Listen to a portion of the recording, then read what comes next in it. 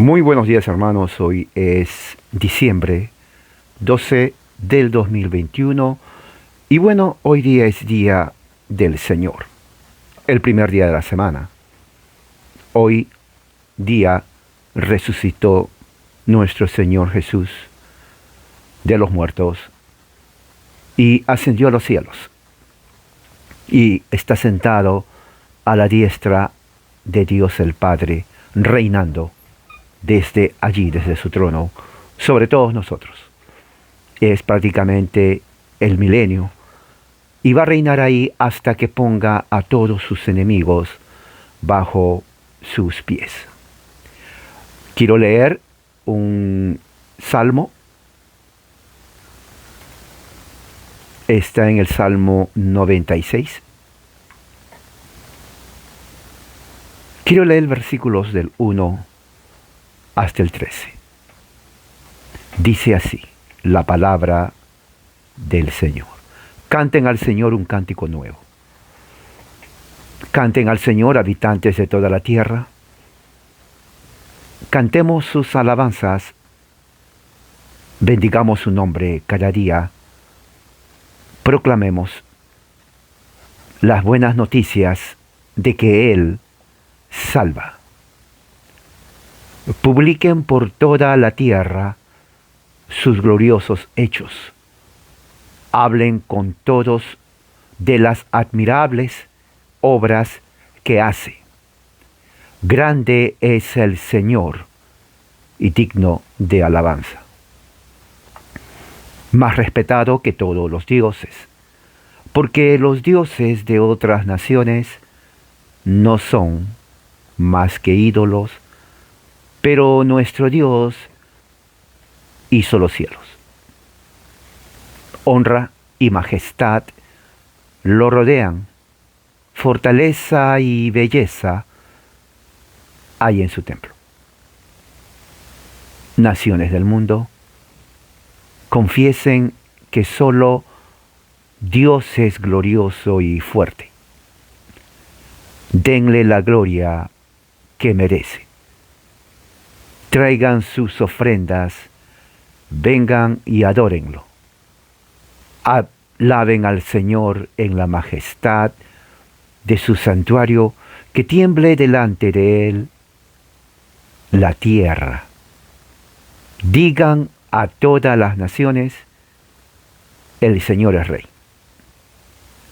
Él ha formado el mundo con firmeza, jamás será removido.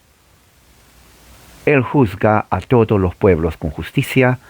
Alégrense los cielos, gócense la tierra, que ruja de alabanza el mar con todo lo que hay en él. Canten alegre los campos y sus cosechas, canten jubilosos los árboles del bosque, porque el Señor viene a juzgar la tierra. Viene a juzgar la tierra con justicia y verdad, juzgará a las naciones. Esta es palabra del Señor. Vamos a orar. Padre, en esta mañana venimos en el nombre de Jesús, porque este día es tu día.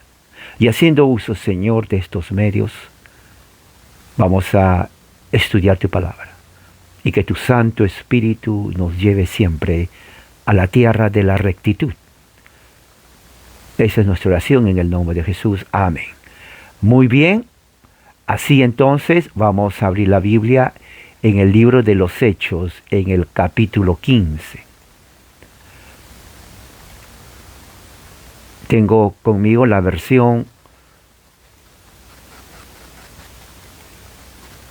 nueva versión de las Américas. Tengo también la versión Valera y tengo otra tercera versión, la nueva versión internacional. La nueva versión internacional. Así que vamos a leer Hechos 15,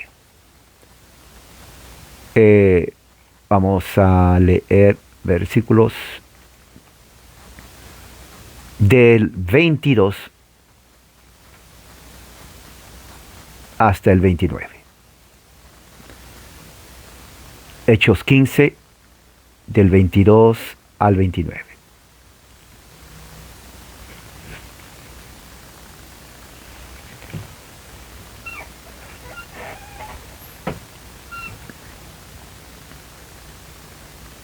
Ok, voy a usar la versión Nueva Biblia de las Américas,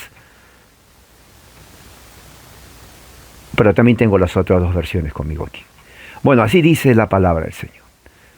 Entonces pareció bien a los apóstoles y a los ancianos, con toda la iglesia, escoger de entre ellos algunos hombres para enviarlos a Antioquía con Pablo y Bernabé. A Judas llamado Barsabás y a Silas, hombres prominentes entre los hermanos, y enviaron esta carta con ellos. Los apóstoles y los hermanos que son ancianos, a los hermanos en Antioquía, Siria y Cilicia que son de los gentiles, saludos. Puesto que hemos oído que algunos de entre nosotros, a quienes no autorizamos, los han inquietado con sus palabras, perturbando sus almas, nos pareció bien, habiendo llegado a un común acuerdo, escoger algunos hombres para enviarlos a ustedes con nuestros amados Bernabé y Pablo. Estos hombres han arriesgado su vida por el nombre de nuestro Señor Jesucristo. Por tanto, hemos enviado a Judas y a Silas, quienes también les informarán las mismas cosas verbalmente. Porque pareció bien al Espíritu Santo y a nosotros no imponerles mayor carga que estas cosas esenciales: que se abstengan de lo que ha sido sacrificado a los ídolos, de sangre de la carne de animales que han sido estrangulados y de fornicación. Si se guardan de tales cosas, harán bien. Pásenla bien. Esta es la palabra del Señor. Terminamos en esa frase. Y bueno, el tema de hoy es la continuación del Concilio de Jerusalén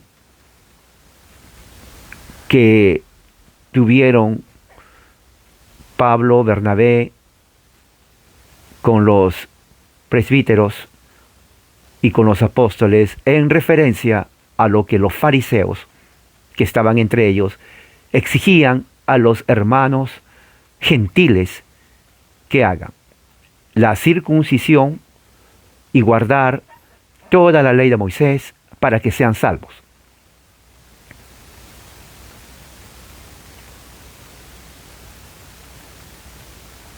Dice eso en el capítulo 15,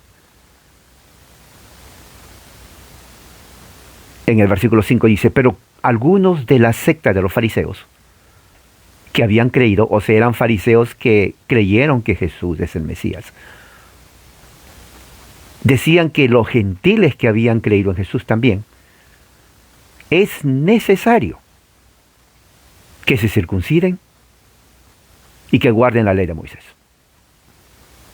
Ahora, esto es interesante porque estos fariseos creyeron, o sea, por eso estaban en el grupo en Jerusalén. Recuerde que Jerusalén es la madre iglesia.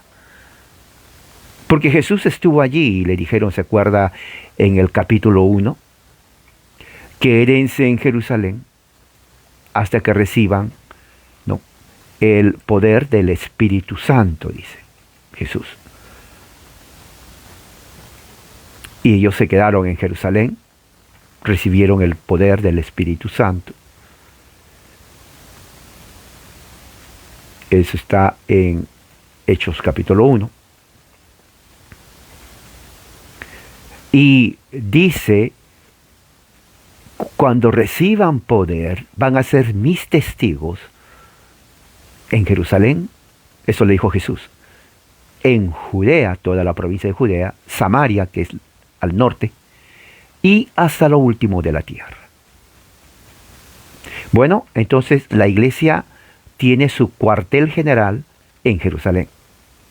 Entonces de ahí sale todas las direcciones, de ahí sale todas las autorizaciones.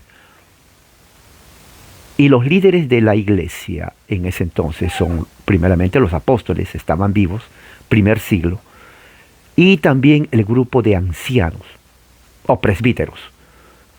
Grupo de ancianos y presbíteros, personas que los apóstoles habían escogido para que les ayuden a gobernar la iglesia, a administrar la iglesia y también a orar y a enviar bajo la autorización de ellos a hombres a otros lugares del Imperio Romano a predicar el Evangelio. Entre ellos está Pablo, el principal, que Bernabé, una vez que Pablo tiene la experiencia de la conversión con el Señor cuando iba a Damasco, Bernabé lo trae. Porque había desconfianza entre los dos grupos, porque sabían que Pablo antes era perseguidor de la iglesia. Pero también Pablo tenía temor, porque él decía, no sé cómo me van a recibir. Pero Bernabé sirve como intermediario entre los apóstoles y Pablo. Esto es muy interesante en la historia de la iglesia cristiana, porque eso nos dice cómo trabajaban ellos. Si quiere usted saber cómo trabajaban los primeros líderes de la iglesia, del cristianismo, aquí está. Y bueno, y Pablo es enviado por los apóstoles. Les da la autorización. Ellos tenían la autoridad. Nadie más podía ir a predicar, por más que querían. O sea, si alguien decía, bueno, ¿saben qué? Yo también quiero ir aparte de Pablo, me voy a ir a otro lugar a hacer lo mismo. Si los apóstoles no lo autorizaban, no tenían autoridad, por más que lo que hagan sea predicar el Evangelio. Esto es muy importante. Esto es el principio de la autoridad, del orden, de la disciplina. Y esto es algo que hoy en día no existe, especialmente en el mundo evangélico. El mundo evangélico no conoce lo que es orden, lo que es someterse a la autoridad. Esa es la razón por la cual hay cantidad de sectas dentro solamente del evangelicalismo. Y es algo muy terrible, porque recuerde, el punto no es que yo predico a Cristo, el punto es si tienen la autorización para hacerlo. Si tienen la autorización para hacerlo.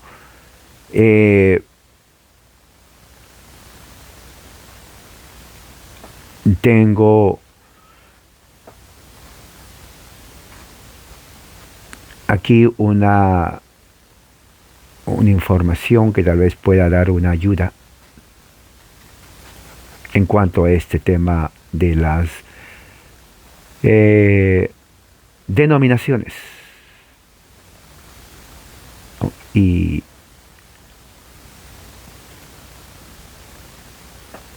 esto es aquí en los Estados Unidos la Asociación Nacional de Evangélicos.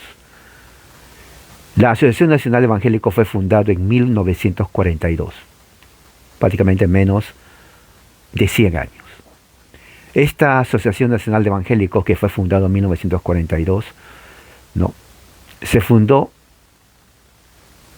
con el propósito de reunir a la cantidad de sectas evangélicas y pentecostales, porque cuando nace el pentecostalismo en 1906 fue considerado secta, pero ya para 1940 algunos de ellos, no todos, algunos de ellos fueron admitidos dentro del evangelicalismo como grupos ortodoxos, y en 1942 forma parte.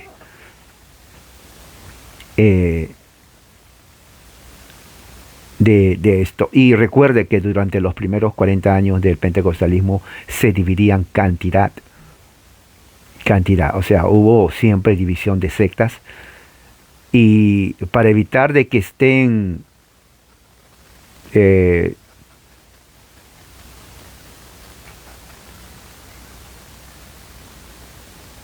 distribuidas habidas y por haber en cualquier parte de lo cual todavía está. Hay que tratar de unirlas, al menos a las principales, ¿no? Al menos a las principales. Pero en realidad las principales ya estaban divididas. Entonces los pocos que, o bueno, tal vez no se sabe hasta qué punto la mayoría se unieron, son los que están ahí. Pero hay grupos que no pertenecen ahí.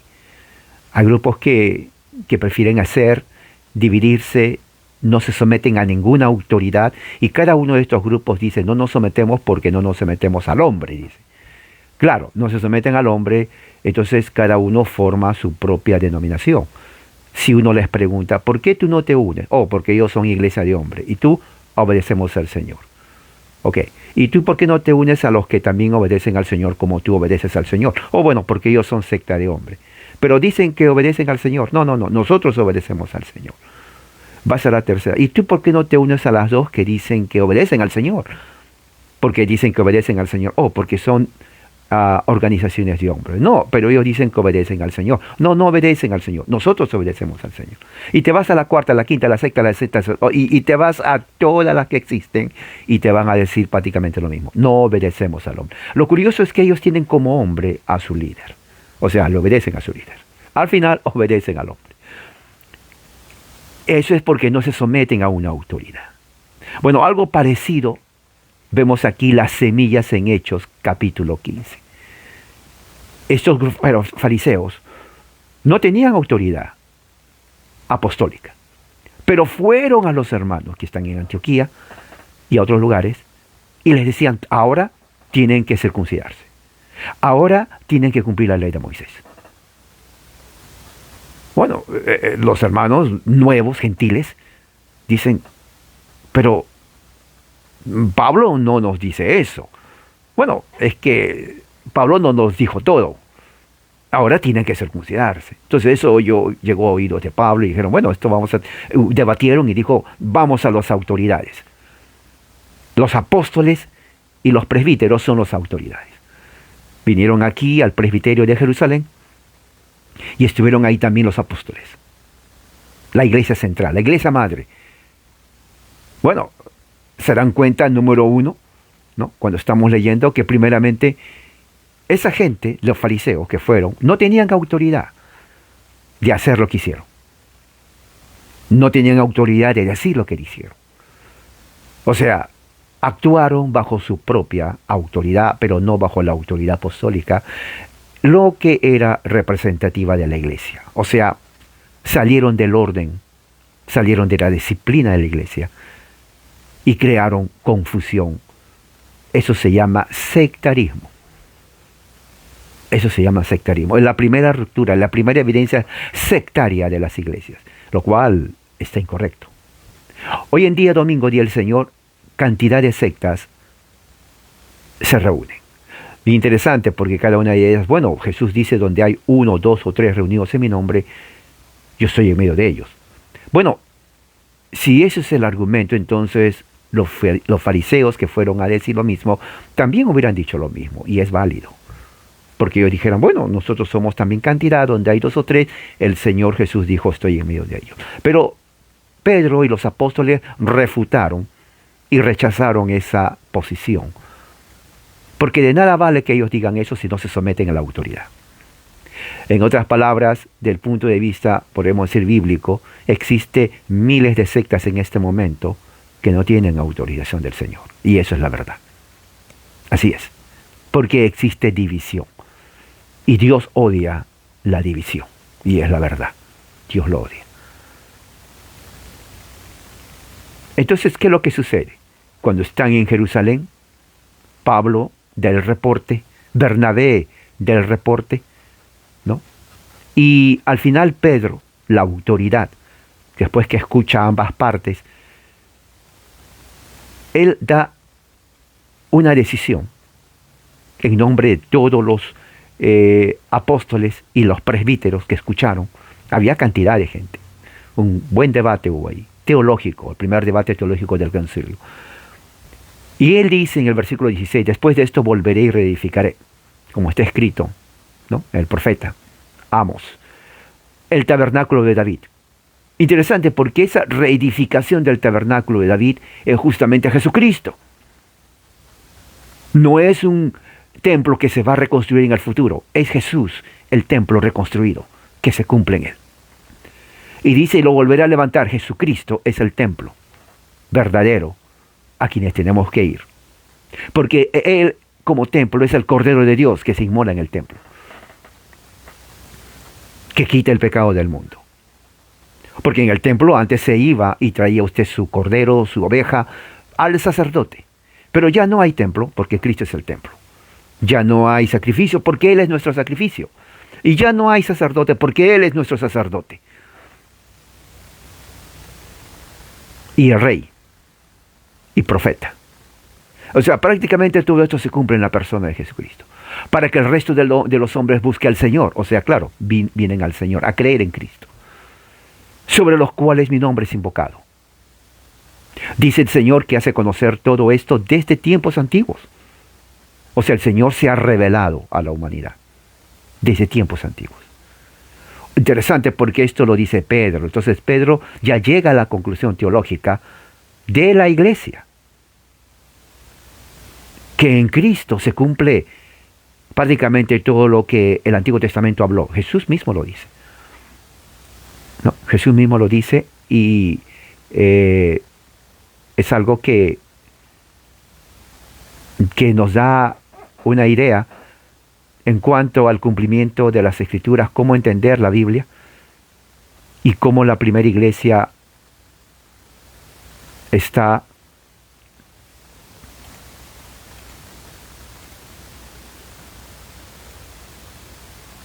obedeciendo al Señor la disciplina y el orden. ¿Qué más vemos? Luego dice, por lo cual yo juzgo, versículo 19, que no se inquiete a los gentiles que se convierten a Dios. Los gentiles son los creyentes. O sea, esto es para los fariseos que creyeron en Jesús. Aquí Pedro les da autoridad, les da disciplina bajo la autoridad que tiene de Jesucristo. No digan nada, no hagan nada, no inquieten porque a ustedes no les dimos la autoridad que vayan a hacer lo que hicieron. Esto es sometimiento a las autoridades apostólicas. Hoy en día no hay eso. El evangelicalismo ha hecho de esto prácticamente un mercado abierto. Aunque digan que donde hay 2 o 3 congregados en mi nombre, ahí estoy en medio de ellos, eso no implica hacer lo que ellos hagan o crear sectas habidas y por haber cuando no se someten a autoridad. En este caso, los fariseos hicieron fuera de la autoridad de los apóstoles. Y esto lo dicen más adelante.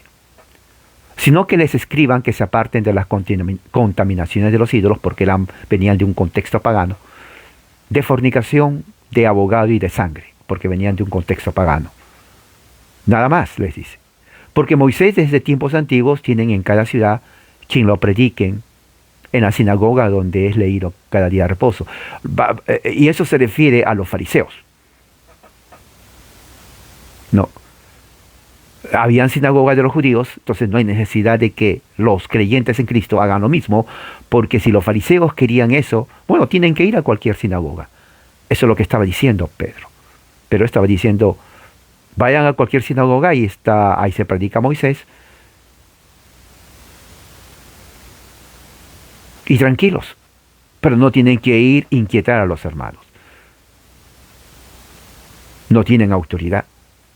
O sea, uno de los puntos que yo veo aquí, y usted puede subrayar, es la autoridad apostólica. Cualquier persona que hacía algo, por más inocente que sea, si no era aprobado por los apóstoles, no tenía valor.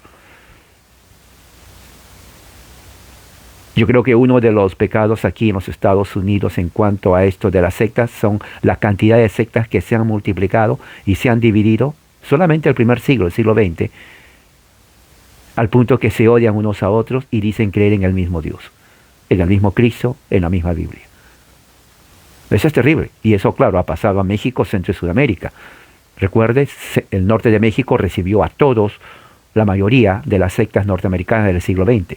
1906, 1907 llegaron ahí a Centro de México, al norte, y de ahí comenzaron a bajar y expandirse y llegaron a todas partes de Centro y Sudamérica. Esto es muy importante que usted tenga en mente, porque muchas de estas sectas o grupos no tenían autoridad para hacer eso. Ellos lo hicieron por ellos mismos. Son iglesias de ellos. Eso es. Y eso es algo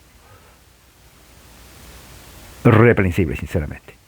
Porque dividirse nomás porque les da el capricho de dividirse, como lo han hecho en los primeros 40 años del siglo XX, es totalmente inaceptable. Terrible. Terrible. ¿No? Y eso todavía sigue. Y aquí estamos viendo el caso. Estos fariseos fueron a los hermanos, les comenzaron a poner ideas, sin la autorización de los apóstoles. Sin la autorización.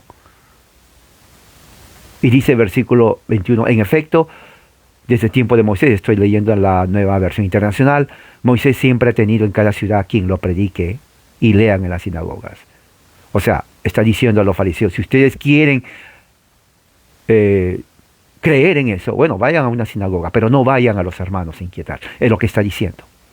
Luego de ahí entonces pasa al versículo 22, que es nuestro texto, y dice, entonces los apóstoles y ancianos, de común acuerdo, con toda la iglesia. Ahora fíjese en la organización de la iglesia en Jerusalén. Los apóstoles, el grupo de presbíteros y la congregación entera. Los apóstoles, autoridad, el grupo de presbíteros y la congregación entera. Los tres grupos en común acuerdo. En común acuerdo. Unidad doctrinal. También vemos respeto a la autoridad apostólica de la congregación. Respetaron a los apóstoles su decisión. Estuvieron unidos, eclesía, cuerpo de Cristo. Entonces, una vez unidos, ellos deciden escoger a algunos de ellos. Aquí viene entonces la parte donde los apóstoles ejercen su autoridad. A diferencia de los fariseos, que ellos mismos se mandan ellos mismos. Aquí son los apóstoles que mandan a aquellos que tienen su autorización. ¿Y quiénes son los que están autorizados? Dice, los vamos a enviar a Antioquía, la iglesia que está en Antioquía, en Siria. ¿No? Eso lo pueden ver en el versículo 22. Y dice ahí, en el versículo 22, a Pablo y Bernabé. Ahora, interesante, claro, porque Pablo y Bernabé ya habían estado ahí. O sea, ellos conocían, entonces ahora ellos, en común acuerdo con toda la iglesia. O sea, hubo un momento de debate.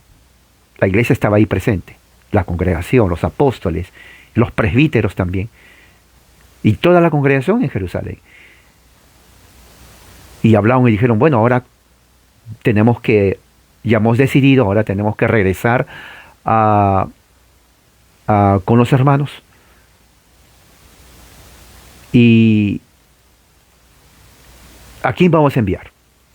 Entonces dijeron, bueno, si estuvieron ahí Pablo, estuvieron ahí Bernabé, hay que enviarlos a los demás. ¿Qué piensan, iglesia? La congregación, tal vez debatiendo, decidiendo, dijo, sí, estamos de acuerdo, enviemos otra vez a Pablo y Bernabé. Presbítero, todos los presbíteros que estaban ahí, porque era un gobierno presbiteriano, ahí lo dice, anciano, significa presbítero, eso está en el griego, era un gobierno presbiteriano de iglesia, y junto con los apóstoles, un gobierno apostólico, o sea, la iglesia es apostólica, de los apóstoles presbiteriana también, por gobierno presbiteriano, y católica, toda la iglesia. Interesante. Porque todos estos términos nos indican y describen la naturaleza de la iglesia en Jerusalén. Porque esa era la madre iglesia, el cuartel general de los cristianos de ese entonces. Así era. Esta es la Biblia, léanlo. ¿Ok? Escogen a Pablo, escogen a Bernabé y también a Barnabás, perdón, a Judas y a Silas. ¿Quién era Judas? Bueno, tiene su apellido Barsabás. ¿Ok? Antes, de aquí vienen los apellidos, ¿no? Por ejemplo, usted se llama, por ejemplo, mi apellido, César Arévalo. Entonces, si yo hubiera vivido ahí, me hubieran dicho eh, como dice aquí, a Judas llamado Barsabás, me han dicho César llamado Arévalo. Así, así se decía. Usted, no sé, tal vez Juan Solís, Juan llamado Solís. María llamada García. O sea, así era. Entonces de ahí viene nombre y apellido. Entonces parece que esto, Judas, eh,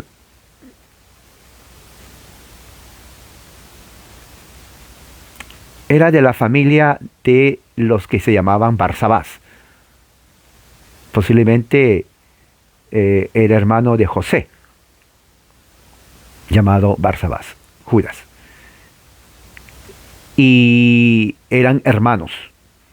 Y ellos dos, Judas y José, seguían y eran discípulos del Señor Jesús.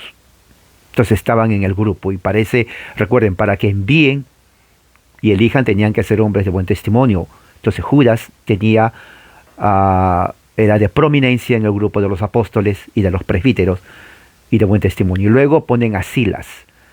No, Silas es nombre, contracción de la palabra Silvano, nombre griego. No. Él también era un hombre cristiano de gran renombre y tenía gozaba de respeto entre los apóstoles y los presbíteros también allí en Jerusalén. Él también fue profeta, según Hechos más adelante, versículo 32, y él era considerado como parte del grupo para ir juntamente con Pablo, con Bernabé y con Judas a Antioquía, a confirmar a los hermanos y darles a conocer la decisión apostólica presbiterial. La decisión apostólica presbiterial o presbiteriana, por los presbíteros, a los hermanos que están en Antioquía. Y así fue, ellos van para allá, ¿no? Estos hombres, dice versículo 26, que han expuesto su vida por el nombre de nuestro Señor Jesucristo. Bien interesante, porque eso es la recomendación apostólica, totalmente diferente a los fariseos. Los apóstoles no dijeron así de los fariseos, eso dijeron así de los discípulos. Hombres que han expuesto su vida por el nombre del Señor Jesucristo, o sea, el testimonio externo, el testimonio conocido a todos. Sabemos de Pablo, ya sabemos de Pablo cómo fue perseguido y juraron todavía en ese entonces había un pacto de matar a Pablo. Los fariseos, un grupo de ellos, hicieron un pacto para matar a Pablo, porque estaban en contra de él, porque él renunció a su vida antes en el judaísmo, como fariseo, para predicar a Cristo como resucitado. O sea, un mensaje totalmente ofensivo para los judíos. Entonces dijeron, vamos a tener que hacer un pacto y no vamos a descansar hasta matarlo. Y aún así Pablo salió. Es interesante porque eso tiene un profundo efecto psicológico. Si a ustedes están diciendo, si sales te mato, no creo que una persona normal va a decir, bueno, entonces salgo porque me va a matar. O sea, le lleguen a de pánico a usted, de temor. Porque si sale van a decir en qué momento quién me va a matar, mejor no. Y le llena de temor. Bueno, a Pablo le dijeron así y no una persona. Pero Pablo no le importó. Como vemos, él siguió, pero claro, la gente le seguía, pero también sus enemigos, al punto en que fue arrastrado. Prácticamente se salvó por la gracia de Dios de no ser asesinado, porque los golpes que le hicieron, bueno, le dejaron físicamente maltrecho, huesos rotos, golpes internos en su organismo, malograron su salud físicamente a partir de ahí a Pablo. Se recuperó, pero ya no era lo mismo. Pero aún así él no tuvo o usó como pretexto su situación física de salud para no continuar con su misión de predicar el Evangelio. Al contrario, estuvo siempre activo en las reuniones apostólicas, estuvo siempre activo en las reuniones con los presbíteros, con los ancianos, con los hermanos. O sea, su vida siempre fue activa hasta el último momento en donde fue sacrificado, martirizado por causa del Señor. Entonces dice ahí, versículo 26, hombres que han expuesto su vida por el nombre de nuestro Señor Jesucristo. 27, así que, por lo tanto, ¿no? El 27, así que, ¿no? Por lo tanto, conclusión, enviamos a Judas y a Silas, los cuales también de palabra os harán saber lo mismo. O sea, unidad de pensamiento, unidad de misión, unidad de doctrina, disciplina, obediencia, sometimiento a la autoridad apostólica. O sea, Silas y Judas no dijeron, bueno, ¿sabes qué? Ya que Pablo va por allá con Bernabé, ¿qué tal tú y yo formamos nuestra propia iglesia, Silas? Ok, está bien, le dice Judas. ¿Qué iglesia? Bueno, la segunda iglesia apostólica. Ellos se van por allá y nosotros nos vamos al África. Y ahí vamos a formar nuestra misión. Al fin y al cabo, estamos predicando al mismo Cristo. No dijeron eso. Ellos dijeron, no, obedecemos y nos sometemos. Y no vamos a decir más de lo que ustedes nos dijeron que digamos, ni tampoco menos. ¿Se dan cuenta la diferencia entre el mundo evangélico hoy en día, donde existe cantidad de sectas habidas y por haber? Pienso yo, basado en el principio, que Pablo o Pedro les hubieran dicho, no tienen autoridad,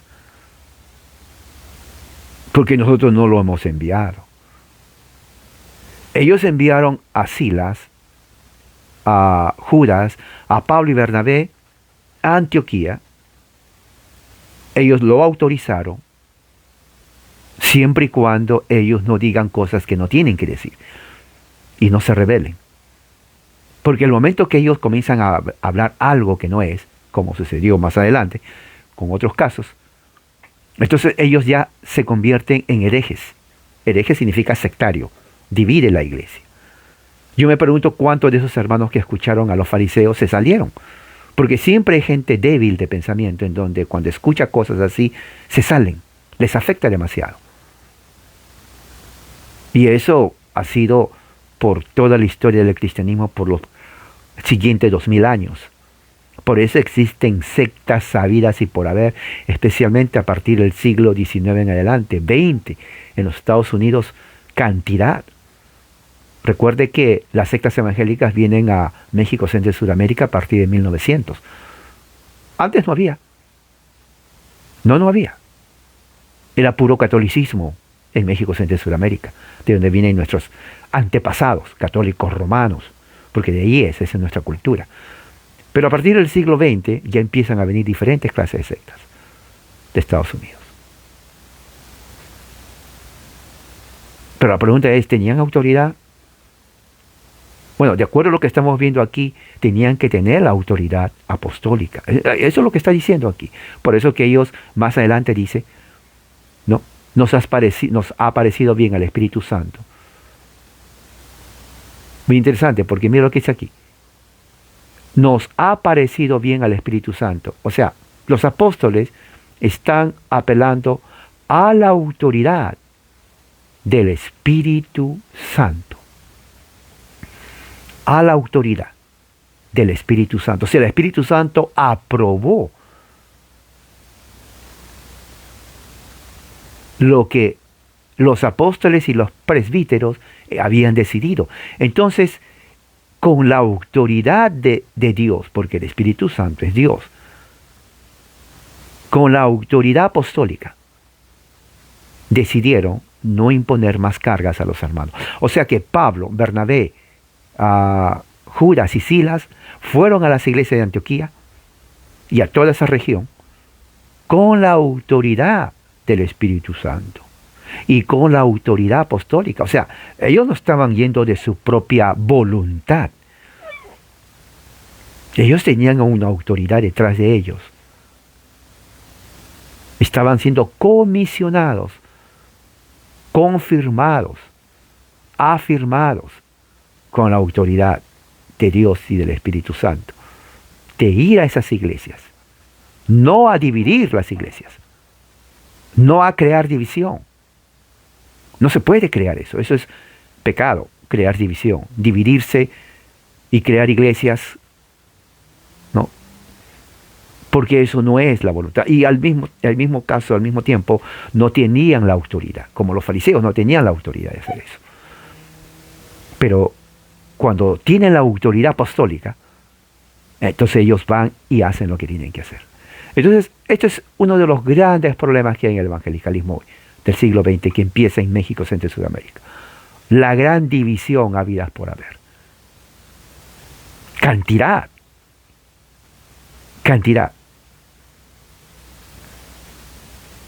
¿Se ha preguntado si tienen la autoridad de hacer lo que tienen que hacer? Pregúntese y reflexione. Y dice aquí, bajo la autoridad del Espíritu Santo, a través de nosotros, no vamos a imponerles ninguna carga de circuncisión, ni guardarle, excepto que se abstengan de comer lo que es sacrificado a los ídolos, porque no venían de una cultura pagana. Era natural en el paganismo que las comidas, la carne, se sacrifique a los ídolos antes de venderla. De sangre de ahogado y de fornicación, de las cuales cosas, si los guardan, o sea, si los observan, si no hacen eso, están bien. O sea, nada más. Esto era el momento en donde los apóstoles hubieran dicho, número 1, guarden el sábado. No les dice eso. Amigos adventistas, ustedes que creen que hoy día tenemos la marca de la bestia porque nos reunimos a adorar a Cristo. Ellos enseñan eso, que los que se reúnen hoy día tienen la marca de la bestia. Bueno, no tenemos la marca de la bestia. No tenemos. No tenemos el nombre de Nerón, que significa marca de la bestia, 666.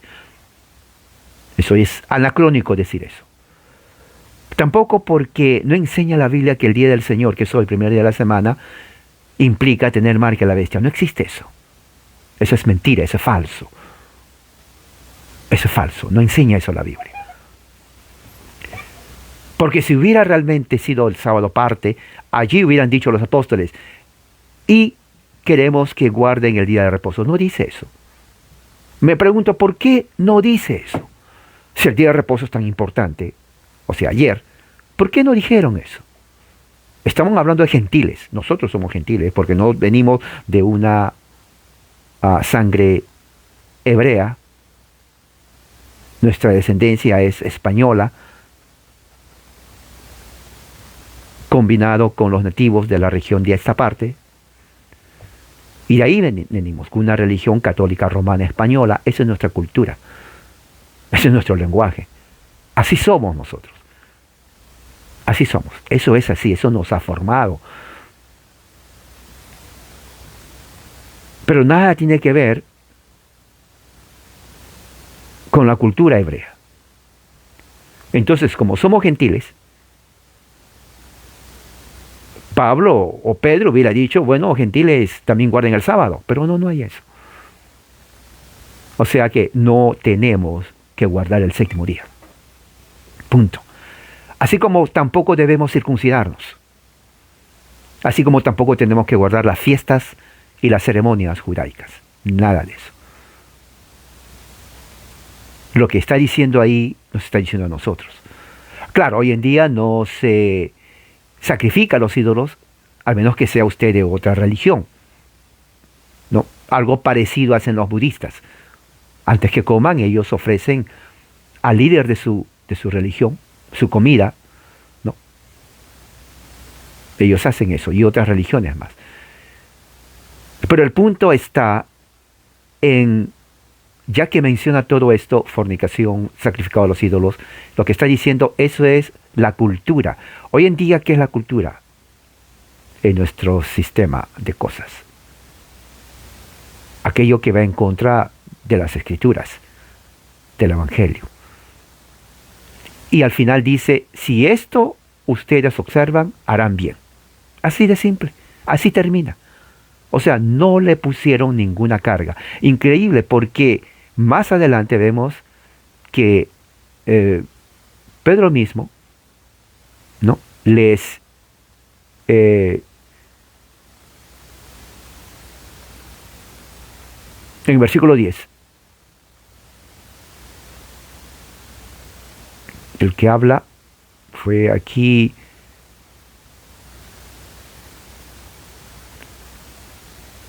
y llegaron a Jerusalén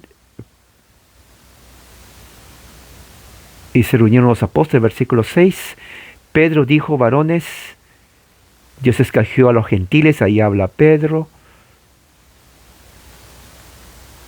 y le dice a los fariseos, ¿por qué tientan a Dios poniendo sobre la cerviz de los discípulos un yugo, o sea, la ley, que ni nuestros padres, ni ustedes, ni nosotros hemos podido llevar?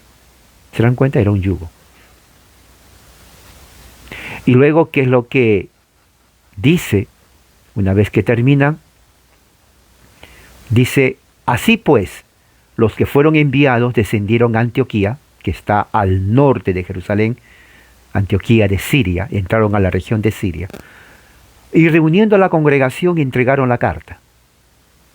Interesante, me hubiera gustado estar ahí. Pero podemos imaginarnos. Imagínense, va Pablo, Bernabé, se va Judas, se va Silas, los cuatro. Van a la iglesia, los hermanos en Antioquía, se regocijaron, les abrazaron, les dieron un beso santo, le dijeron bienvenido. Y en ese momento, con la autoridad del Espíritu Santo, con la autoridad apostólica, con la autoridad del presbítero de Jerusalén, les entregan la carta. Una vez que entregan la carta, ellos leen, ya tenían ahí sus propios presbíteros también, ¿no? Los oficiales, y cuando leen, se regocijaron por la consolación. Oiga, yo me imagino qué tal gozo, porque ellos... Primeramente, tal vez dijeron, vamos a circuncidarnos, porque era un procedimiento físico en el hombre, la circuncisión. Y dijeron, tenemos que circuncidarnos. Tal vez alguno diría, no, yo no lo hago, eso, yo no me tengo que circuncidar. Pero cuando vieron que en la carta no dice eso, entonces se regocijaron, y además se regocijaron porque los apóstoles refutan a los fariseos y les dicen a ellos, no les vamos a poner ninguna carga. O sea, ven el apoyo apostólico, la unidad de la iglesia. ¿Se dan cuenta? Eso es la voluntad de Dios, la unidad de la iglesia. Se regocijan por la consolación de los apóstoles. Dice en otra versión aquí, los creyentes la leyeron, se alegraron por su mensaje alentador. Y dice aquí, se alejaron, se regocijaron por el consuelo que recibieron por el mensaje que les impartía. O sea, todos de gozo, todos de gozo. Siendo Judas y Silas también profetas, exhortaron y confortaron a los hermanos con un largo mensaje. Oiga, honestamente, yo me hubiera gustado estar allí, escuchar ese mensaje profético de Judas y de Silas. Lucas no lo dice, Lucas no lo menciona. Bueno, Lucas no estaba ahí, a él le cuentan. Posiblemente la persona que lo contó dijo, bueno, dos cosas. Uno, lo contó y fue tan largo, porque ahí dice un mensaje largo. Lucas dijo, no sé, decidió no ponerlo. O de repente la persona que dijo, sí, predicaron, fue largo, pero mire, no me acuerdo porque ya pasó más de 20 años. Entonces Lucas dijo, bueno, nomás voy a poner, predicaron algo, un mensaje largo. Pero no Dios dice qué mensaje. Podemos deducir que ellos repitieron lo que dijo Pedro, por ejemplo. ¿No? Podemos deducir. Entonces, si es así, entonces Lucas dijo, bueno, ¿para qué voy a repetir otra vez cuando ya puse ahí lo que dijo Pedro? Puede ser. Puede ser que fue eso y puede ser algo más. Que Lucas decidió, bueno, en realidad todo está en lo mismo, entonces voy a omitir esa parte. Puede ser. Pero la cosa está en que no sabemos el mensaje en realidad, en detalle. Pero podemos deducir en base a eso. Pero me hubiera gustado que Lucas le hubiera puesto ese mensaje largo, al menos condensado, porque todo el libro de los Hechos es un resumen de lo que pasó. Recuerde, son 28 capítulos. Si Lucas hubiera expandido más, hubiera sido 50 capítulos, nuestra Biblia hubiera sido más gruesa de lo que es, sinceramente. Pero tonalmente tenemos eso. Al menos que alguien, un arqueólogo, encuentre los escritos de Lucas, supongamos. Entonces ahí es diferente. Pero mientras no suceda eso, solamente sabemos que Lucas y Silas profetizaron. Ahora, cuando dice profetizaron, no está diciendo que profetizo que va a venir un terremoto.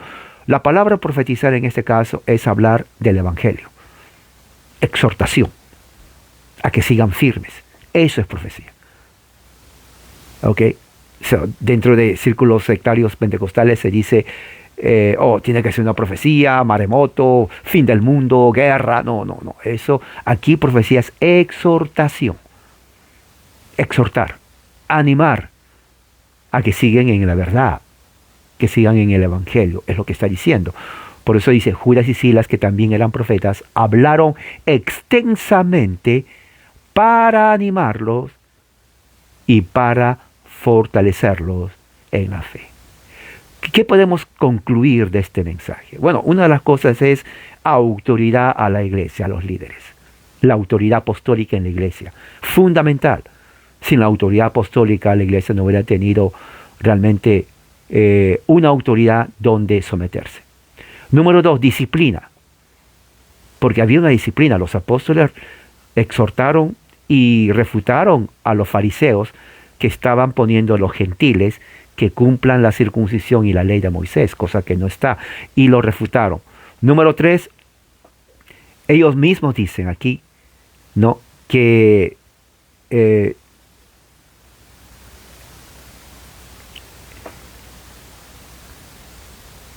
los que habían subido a Antioquía no tenían la autoridad de hacer lo que hicieron. ¿No? Porque dice aquí,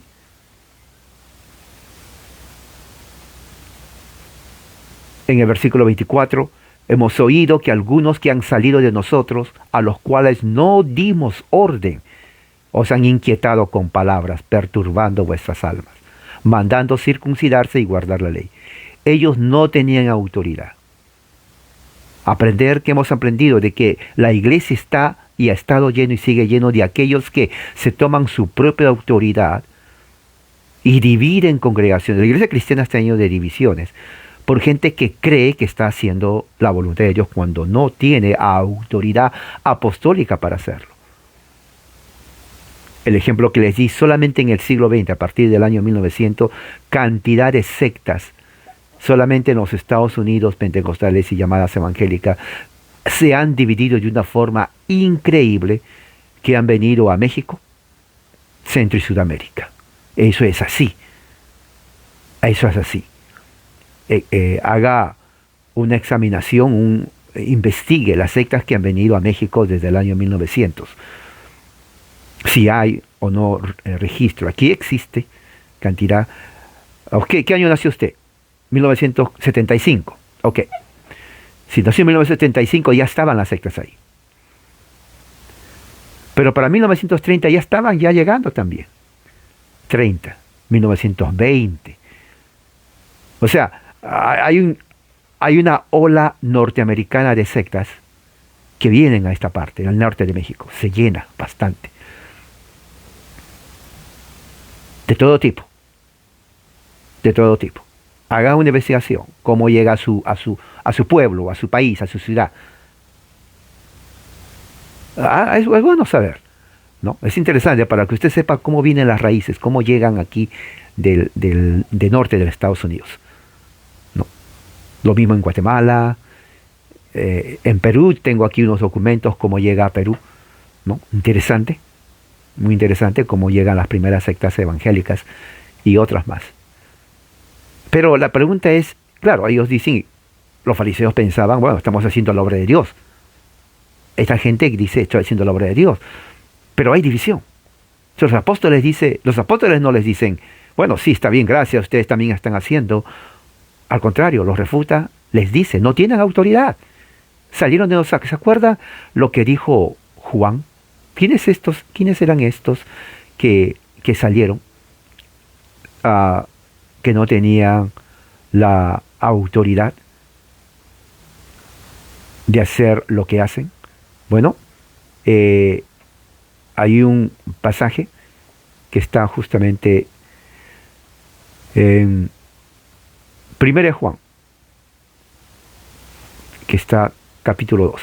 Fíjese, a ver dónde está esto. Aquí lo tengo. 1 Juan capítulo 2, para que se den cuenta el contexto.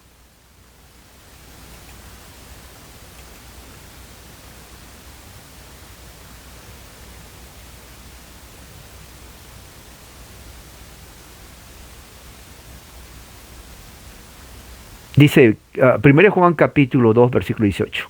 Hijitos, ya es el último tiempo. Según vosotros oyeron que el anticristo viene. Así ahora han surgido muchos anticristos, por esto conocemos que es el último tiempo. Fíjese. Pero mira lo que dice el versículo 19. Salieron de nosotros, igual que los fariseos. Pero no eran de nosotros. ¿Qué quiere decir esa frase? Que al principio del primer siglo de la iglesia cristiana, era fácil decir yo creo en Cristo. ¿Se acuerda Simón el Mago? Él creyó en Jesús. Fue bautizado y fue discipulado. Bueno, muchos decían, y claro, uno, recuerde, eso es lo que se llama la iglesia visible. Si uno confiesa a Cristo, bueno, ¿para qué dudar? Confiesó a Cristo. Por eso dice, salieron de nosotros. O sea, estaban con ellos. Pero no eran de nosotros. Partieron el pan, se bautizaron, cantaban, oraban, ayunaban. Pero ¿qué cosa creen? No eran de nosotros, igual que los fariseos. Porque si hubieran sido de nosotros, habrían permanecido con nosotros. O lógico, ¿para qué se van a dividir si son de ellos? Igual que los fariseos. Pero salieron de nosotros para que se manifestase que no todos los que están con nosotros son de nosotros. Entonces, eso es obviamente lo que estaba pasando en el primer siglo. En las congregaciones, en las casas, había mucha gente. Cantaban, oraban. Pero, igual que sucede hoy, no por el hecho que está ahí en comunión implica que son de nosotros. Es lo que está diciendo Juan. Porque si hubieran quedado con nosotros, pero se salieron, lo cual implica no eran de nosotros. La pregunta es, ¿cuántos de los de nosotros existe hoy en día en el mundo?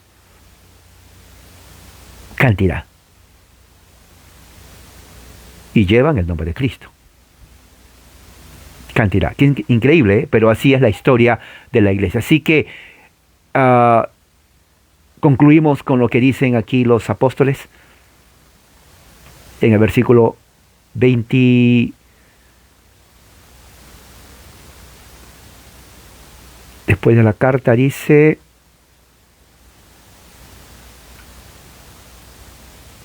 sigamos. Se regocijaron, ¿dónde está? El versículo 31. Se regocijaron cuando leyeron la carta, ¿no? Me gusta la versión que dice aquí, la versión nueva, versión internacional, porque dice, se alegraron por el mensaje alentador. Hablaron extensamente, animándoles y fortaleciéndoles. Así que, hermanos, sigamos alentados, animados, fortalecidos en la única fe apostólica que está en las Sagradas Escrituras. Vamos a orar. Padre, gracias por tu amor y tu misericordia. Y que así, Señor, como los apóstoles animaron a los hermanos, podamos ser animados, también fortalecidos en el nombre de Jesús. Así es mi oración en este día y que este día podamos seguir creciendo y utilizando para tu gloria en el nombre de Jesús. Amén, hermanos. La gracia de Dios sea siempre con ustedes, ahora y siempre. Amén.